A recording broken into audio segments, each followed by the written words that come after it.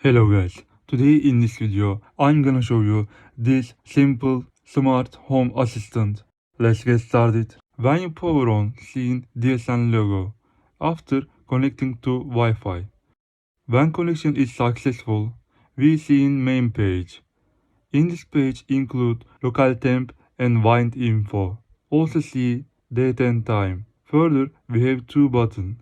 One of them control the light. The other one is door locked. Also, we see in button status lower on screen.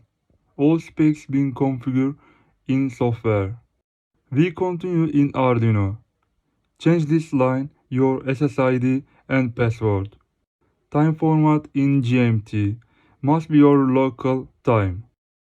We use TFT ESPI library in this project. All you need links are available in description. See you in next project.